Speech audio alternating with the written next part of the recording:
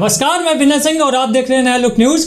दोस्तों, आज आपको पता है कि बिहार चुनाव की मतगणना चल रही है। सुबह से जो है नतीजों में बड़ा उलटफेर हो रहा है। जब से गणना चालू हुई है तब कभी तेजस्वी आगे होते हैं, कभी एनडीए आगे जाती हैं, उसके बाद फिर से महागठबंधन जो है कहीं ना कहीं टकराव में आ जाता है। जैसा कि दिन में हम लोग देख रहे थे, दिन में जो नतीजे आ रहे थे कहीं ना कहीं एनडीए को बड़ी बढ़त मिली हुई थी, लेकिन उसके बाद अचानक से जो है शाम होते होते समीकरण पलटने लगे हैं। कुछ सीटों पे तो जो है जीत या हार के रुझान भी आने लगे हैं और साथ ही साथ जो है कुछ सीटों पर जो है उठापटक चल रही है, बहुत ही कम अंतरों से उठापटक चल रही है।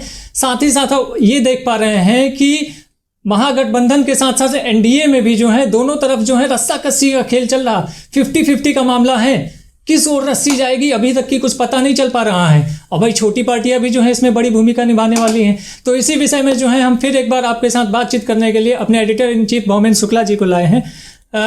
शुक्ला जी, सबसे पहले तो जानना चाहेंगे कि दिन तक की जो समीकरण चल रहे थे तो वो लगातार कहीं ना कहीं एनडीए के पक्ष में दिखाई दे रहा था, लेकिन शाम होते होते अचानक से समीकरण पलट गया है। इसके विषय में अब आप क्या कहना चाहते हैं? विनय जी, सही कह रहे हैं आप जी। लगभग 60 सीटों पे बहुत कम अंतर में लड़ाई हो रही थी जी। जैसे मैं आपको बता दूं कि कुछ ऐसी सीटें हैं, 5 सीट। एक ऐसी सीट थी जहां एलजेपी जी, लोक जनशक्ति पार्टी, सिर्फ 5 वोट से आगे चल रही थी। कुछ ऐसी सीटें थी 1000 के नीचे का अंतर था जी। अब 1000 के नीचे का अंतर है, कहीं एक बूथ जीत गए और उलटफेर बड़ा हो गया जी। उसी उलटफेर का मामला है। तेजस्वी यादव जो बड़े पार्टी बन के आए हैं, मैंने आपको 2 दिन पहले जब हम लोग ओपिनियन पोल के लिए बैठे थे जी, तो हमने आपसे क्या कहा था? हमने ये कहा था, साफ तौर पे कहा था कि आरजेडी इस बार सबसे बड़ी पार्टी होगी। क्यों होगी? क्योंकि जो यूथ की भीड़ आती थी उसे आपको क्लियर था। यूथ की भीड़ आ रही है, उसके पक्ष में लोग आ रहे हैं, तो भीड़ कहीं ना कहीं वोट में कन्वर्ट होगी। पहले चरण तक नहीं हुई, दूसरे चरण से कन्वर्ट होना शुरू हुई। आज आप देख सकते हैं, अब इस समय मौजूदा समय तक देखा जाए तो 77 सीटों पे आरजेडी का दावा है, जिसमें 8 सीटों जीत चुकी है। तो अभी तक की आरजेडी बड़ी पार्टी बन के उभर रही। अभी जो रुझान कह रहे हैं उसके हिसाब से दोस्तों बता रहे हैं आरजेडी बड़ी पार्टी बन के उभर रही है। बीजेपी के क्या हाल है शुक्ल जी? जी, बीजेपी 11 सीटें जीत चुकी है जी। बाकी 11 सीटों के बाद वो 62 सीटों पे आगे चल रही है। जी जी। जो हमारे पटना के पॉलिटिकल एडिटर अतिनाथ जी ने क्या कहा था, मैं बीजेपी को 74 सीट दे रहा हूं। आप देख लीजिए 73 पे। हाँ जी। उन्होंने कहा कि मैं ग्राउंड रिपोर्ट करने के बाद, शायद आप भी भोजपुर में थे। हाँ, मैं था। और उन्होंने कहा था कि मैं बीजेपी को 74 सीट दे रहा हूं। आज देखिए 73 सीट पे अभी अटकी हुई है। 2-4 सीटों का अंतर, आगे पीछे 1-2 सीट हो सकती हैं, लेकिन बीजेपी दूसरे नंबर की पार्टी है। और रही बात नीतीश बाबू की, तो नीतीश बाबू ने कोरोना काल में कुछ अच्छा नहीं किया। खास न करने के कारण नीतीश बाबू को इस बार डिफीट का सामना करना पड़ रहा और इस बार वो 40 के नीचे है। दर्शकों को बता दूं कि जो है देखिए बड़ी चीज बता रहे हैं कि नया लुक जो है अकेला चैनल है जो आपके बीच में अब तक की सही आकलन लेके आया है। जब से बिहार चुनाव शुरू हुआ है तब से लेके अब आज तक की। चलिए अब बात आगे भी करते हैं। अब ये जानना चाहेंगे कि जो है ये तो 2 बड़ी पार्टियां हो गई, इसके अलावा कांग्रेस के क्या हाल है जो कि लगातार खस्ता हाल चल रही है? हाँ विनय जी, आपने बड़ा अच्छा सवाल पूछा। इस बार बिहार ने कांग्रेस और कम्युनिस्ट 2 पार्टियों को जीवन दान दे दिया। अच्छा। हाँ, सीपीआई, सीपीआईएम, सीपीआई लिबरेशन यानी माले, ये सारी पार्टियां जो हैं, जो कम्युनिस्ट की छोटे छोटे दल थे, वो सारे जिंदा हो गए जी। एक सीट सीपीआई जीत चुकी है। तो ये बिहार की बदौलत है या आरजेडी? अरे सब आरजेडी की बदौलत है, आप चिंता ना करें। सब महागठबंधन में आए हैं तो लालटेन का वोट कन्वर्ट हुआ है उन्हें के बदौलत। यस। और आपने कांग्रेस की बात की तो आज मेरे एक बहुत पुख्ता सोर्स ने ये बताया कि आरजेडी के पास सोर्स की कमी थी। कांग्रेस ने उनको हेलीकॉप्टर दे दिया, हेलीकॉप्टर के एवज में ज्यादा सीटें दे दी आरजेडी ने कांग्रेस के हेलीकॉप्टर पे चढ़ के तेजस्वी मुख्यमंत्री बन रहे हैं, ये हम लोग कह सकते हैं? नहीं, बन नहीं रहे हैं, अभी बराबर की लड़ाई है। अगर बनते हैं तो ये कहा जा सकता है यदि बनेंगे तो आप कह सकते हैं कि कांग्रेस के हेलीकॉप्टर पे बैठ के मुख्यमंत्री की कुर्सी तक पहुंचे तेजस्वी। अभी कह नहीं सकते, इसलिए कि लड़ाई बड़ी तगड़ी चल रही है और कुछ ऐसी पार्टियां हैं जो इस खेल को बिगाड़ सकती है, क्योंकि बिहार हंग असेंबली की तरह पूरी तरह से बढ़ रहा है। अच्छा, 7 बजने को हैं, ये इतिहास में शायद मेरे समय में तो ऐसा पहली बार हो रहा है जी। कि अभी तक की जो है कई सारी सीटों, मतलब कुछ ही सीटों पे अभी तक की जीत हार का अंतर हाँ, आया हाँ, है। हाँ, हाँ। अभी तक कुछ डिसाइड नहीं हुआ। क्या लगता है कि सबसे ज्यादा सीटें बीजेपी ने 11 जीती हैं। हाँ। उसके बाद 8 सीटें आरजेडी ने जीती हैं। तो ये कह सकते हैं कि जो सबसे ज्यादा जीत हुई है तो वो बीजेपी के खाते तो में। क्या कह सकते हैं निर्णायक जंग कब तक जारी रहेगी? ये रात के कितने बजे तक जारी विनय रहेगी? जी, इस बारे में कह पाना बड़ा आसान नहीं है, क्योंकि कोरोना के चक्कर में, कोरोना प्रोटोकॉल फॉलो करने के चक्कर में जी। इस बार क्या टेबल कम लगाए गए हैं, फिजिकल डिस्टेंसिंग बढ़ा दी गई है, थोड़ा सा मामला लेट होगा। हो सकता है रिजल्ट होते होते हम आज के डेट को पार कर जाए। अच्छा, एक चीज और जो मेरे मन में भी कौतूहल का विषय बना हुआ है और शायद दर्शकों के लिए भी कौतूहल का विषय होगा, वो ये है कि जो मोदी जी के हनुमान थे और कहीं ना कहीं मौसम वैज्ञानिक के पुत्र थे, भाई राजनीति का मौसम वैज्ञानिक कहा जाता था रामविलास पासवान जी को, उनके पुत्र का तो जो है जीरो खाता भी नहीं खुला। Big zero. तो मतलब आरएलएसपी कभी एनडीए में मोदी जी से चोंच लड़ाने वाले उपेंद्र कुशवाहा अपने घर में एक सीट नहीं पा रहे। तो मतलब ये पार्टियां क्या जीरो। बिहार में रामविलास पासवान के साथ ही लोक जनशक्ति पार्टी का भी अवसान दिख रहा है।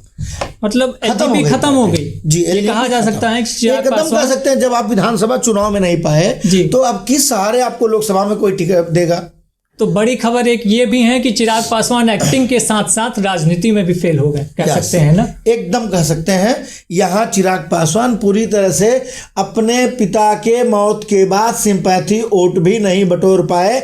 चिराग पासवान इसलिए नहीं बटोर पाए कि उनका पूरा ध्यान अपने जीत पे नहीं था, उनका पूरा ध्यान था नीतीश कुमार को मैं कैसे हराऊं, बीजेपी को मैं कैसे नीचा दिखाऊं।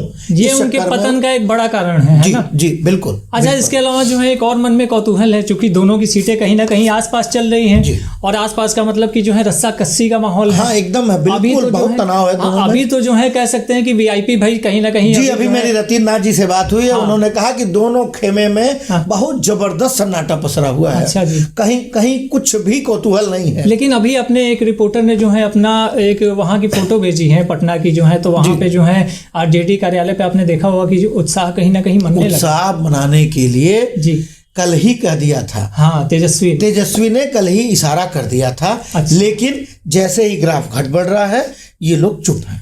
अभी ताजा तरीन स्थिति है कि दोनों जगह सन्नाटा पसरा हुआ है। एक आखिरी सवाल और पूछूंगा जी। वीआईपी साहनी जी की पार्टी, साहनी जी भी जीत गए। इसलिए जीत गए, सुनिए, एक शख्स 1 साल पहले चुनाव में एंट्री करता है जी, महज 1 साल पहले नवंबर में ही उस पार्टी का गठन हुआ जी, और आप नवंबर में बैठे हैं। हाँ। वो 5 सीट। अरे आप बिहार का नहीं जानते हैं, बड़ी जीत है। बिहार के बारे में थोड़ा सा पढ़िएगा जी। बिहार में सीट पाने के लिए, बिहार में सरकार बनाने के लिए दूसरी पार्टी इनके 5 के 5 विधायकों को मंत्री बनाने का लालच दे सकती है। ये बिहार का इतिहास रहा। ये एक बड़ी खबर है जो हमारे editor in chief Shukla ji बता रहे हैं।